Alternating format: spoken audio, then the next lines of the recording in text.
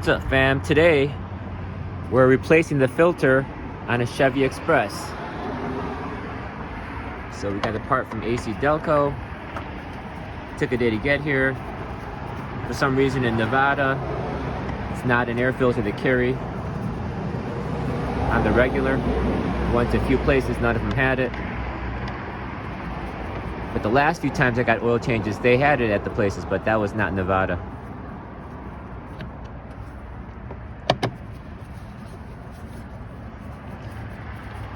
So you're gonna need that special screwdriver to open up the compartment.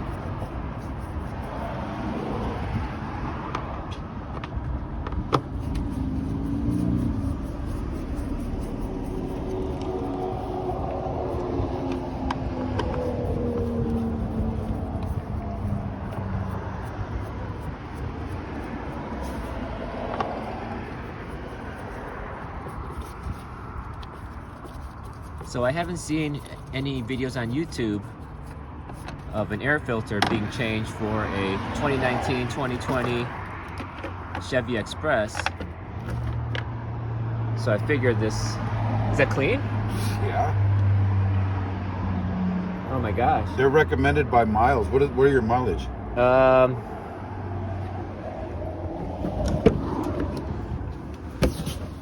40, well, the next oil change is at 43,000. You've never had it done? No, I got this changed last time, but see, when I turn the car on, it kind of gives me, it doesn't sound that good. You know, like, you know, it's like, kind of sounds like it needs air or something. But once I got my oil change, it started sounding better. Okay. You know what I mean? So I thought it was the air filter that was doing, you know, the problem. Well, let's see how that works. But I mean, it looks clean, you know? Yeah. Usually when that's an indication, if this hasn't been changed in say 10,000 miles, that there's something not sucking enough air.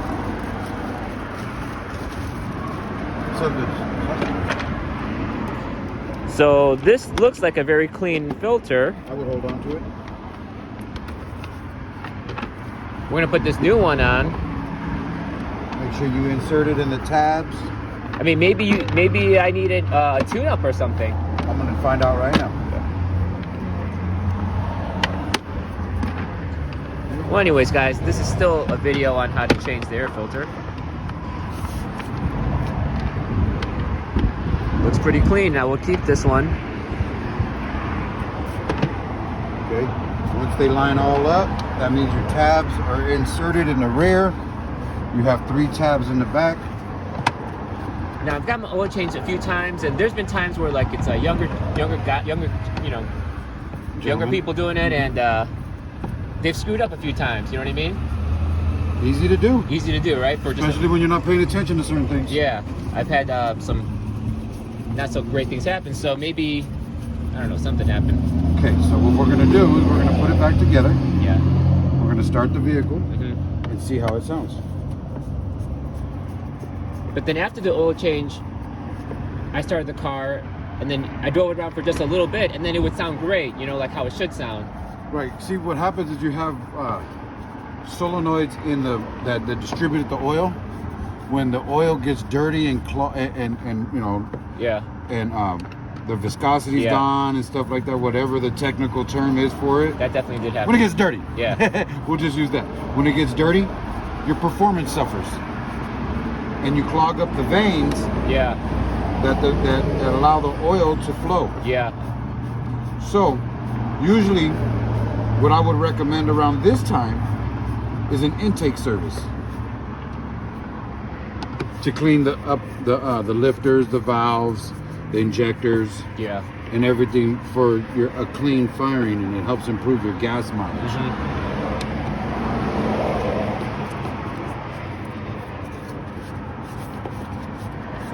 So it's been 2 or 3 days since the oil change, and it has sounded better every single day. And the rumble goes away sooner. Do me a favor, go ahead and start the vehicle.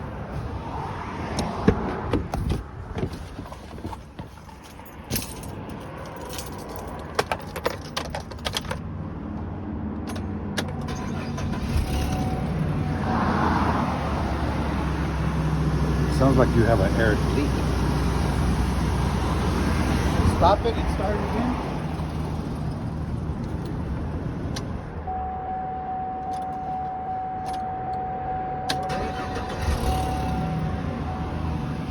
You have an exhaust leak on this side of your engine.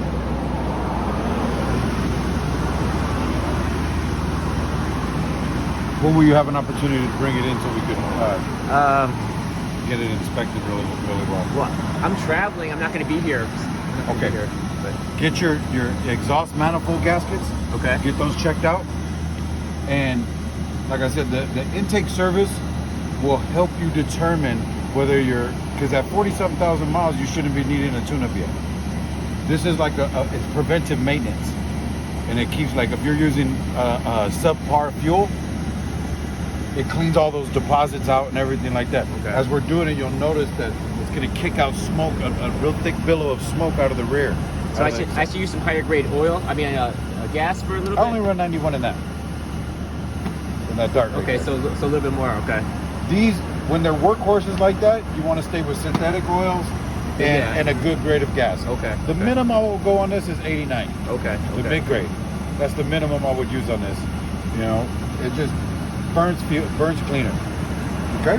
But just when I turned it on this last time, it just sounded better already. So maybe it was something with the. And it progressively goes away through the day, right? And then it returns first thing in the morning. So far. Yeah. That's your exhaust manifold. What's happening is the heat's expanding it, so it closes up the gap. Then when it cools down, it contracts it back and allows the gap to open up. Okay. That's why when you hit the gas after you've been driving for a while, you don't hear it. But then when it cools down and everything goes back to normal, it creates the gap again to where you hear the air escaping. So the exhaust manifold sounds like. The exhaust manifold gasket, I would check it for cracks. How you check this for cracks, if you want to do it yourself, you'll look on the manifold itself, take the heat shield off. Yeah. Look on the manifold. Well, I'm not gonna do all that. Right. Yeah. But I see what you're doing. Okay. But you would want to check for black deposits around the manifold. That'll indicate a crack. Okay, cool. Okay? All right, thanks a lot, man. Have a great day. Be safe out there. Yeah. So thanks, Corner Quick Lube over here in Las Vegas. Check them out.